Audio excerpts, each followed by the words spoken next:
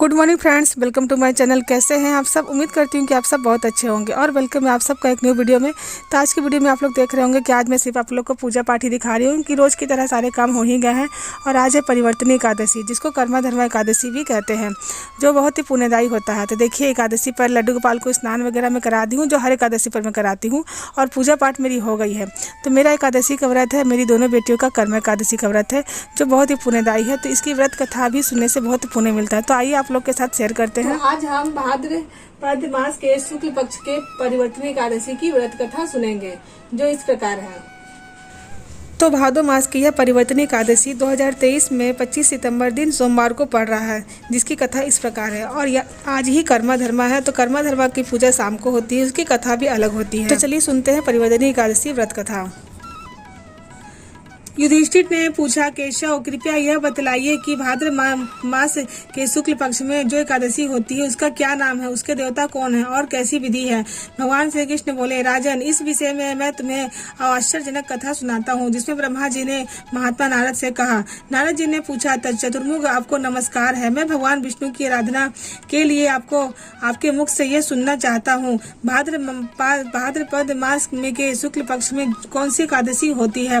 ब्रह्मा जी ने कहा, मुनि श्रेष्ठ, तुमने बहुत उत्तम बात पूछी है। क्यों न हो, वैष्णव जो ठहरे। भादो के शुक्ल पक्ष की एकादशी पद्ध के नाम से विख्यात है। उस दिन भगवान हरिकेश की पूजा होती है। यह उत्तम व्रत अवश्य करने योग्य है। सूर्य वंश में मंधाता नामक एक चक्रवर्ती सत्य प्रतिज्ञ और प्रतापी राजश्री हो गए हैं। वे अपने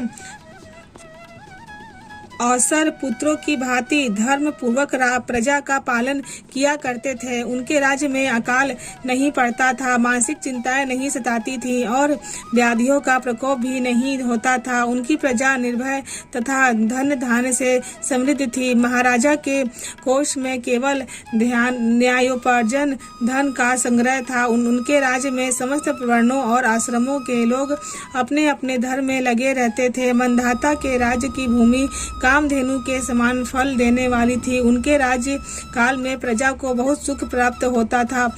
एक समय किसी कर्म का फल भोग प्राप्त होने पर राजा के राज्य में 3 वर्षों तक वर्षा नहीं हुई। इससे उनकी प्रजा भूख से पीड़ित हो नष्ट होने लगी। तब संपूर्ण प्रजा ने महाराजा के पास आकर इस प्रकार कहा। प्रजा बोली, नृपश्रेष्ठ, आपको प्रजा की बात सुननी चाहिए। प्राणों में मनीषी पुरुषों ने जल को नार कहा है। वह नार ही भगवान का अयन है, इसलिए वे नारायण कहलाते हैं। नारायण स्वरूप भगवान विष्णु सर्वत्र व्यापक रूप में विराजमान हैं। वे ही मेघ स्वरूप होकर वर्षा करते हैं।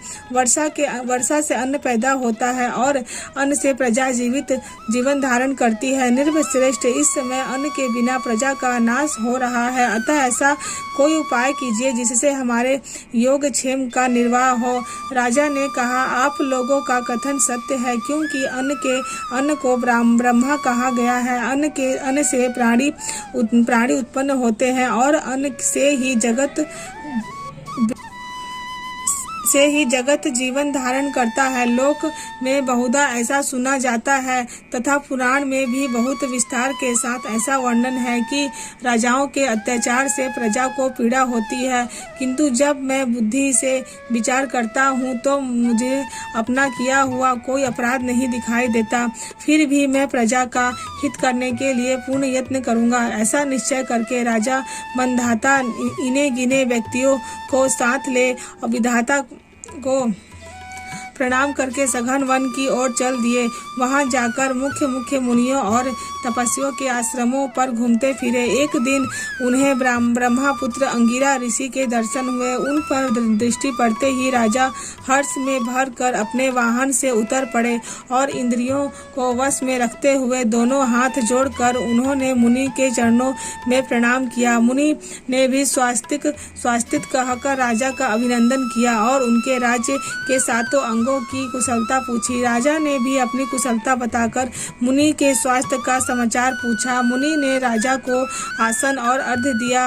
उन्हें ग्रहण करके जब वे मुनि के समीप बैठे तो मुनि ने राजा से आगमन का कारण पूछा। राजा ने कहा, भगवान, मैं धर्मानुकूल प्रणाली से पृथ्वी का पालन कर रहा था, मैं फिर भी मेरे राज्य में वर्षा का अभाव हो गया। इसका क्या कारण है? इस बात को मैं नहीं जानता। ऋषि बोले, राजन, सब युगों में उत्तम सतयुग है। इसमें सब लोग परमात्मा के चिंतन में लगे रहते हैं तथा इस समय धर्म अपने चारों चरण से युक्त होता है। इस युग में केवल ब्राह्मण ही तपस्वी होते हैं, दूसरे लोग नहीं। किंतु महाराजा, तुम्हारे राज्य में एक शूद्र तपस्या करता है, इसी कारण मेघ पानी नहीं बरसाते। तुम इसके प्रतिकार का यत्न करो, जिससे यह अनावृष्टि का दोष शांत हो जाए। राजा ने कहा, मुनिवर, एक तो वह तपस्या में लगा है और दूसरे वह निरपराध है, अतः मैं उसका अनिष्ट नहीं करूंगा।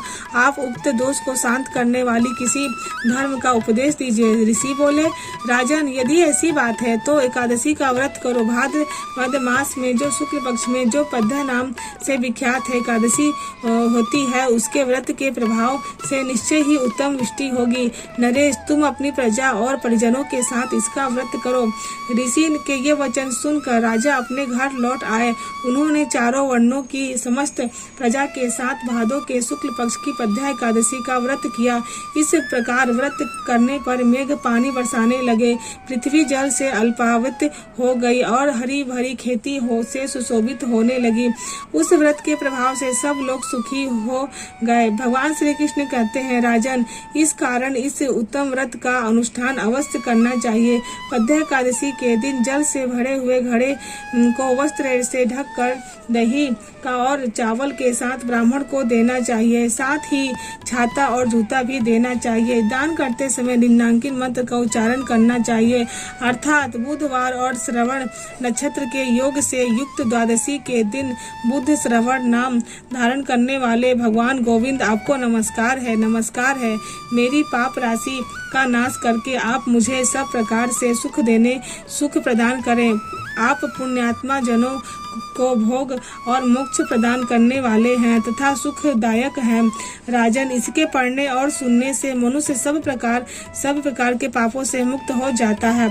कथा सार, व्यक्ति दान करे किंतु दान करके अभिमान न करे, अहंकार व्यक्ति को ले डूबता है। राजा बलि ने अभिमान किया और पाताल को चला गया। इससे यह भी ज्ञात होता है कि अति हर कार्य की बुरी होती है।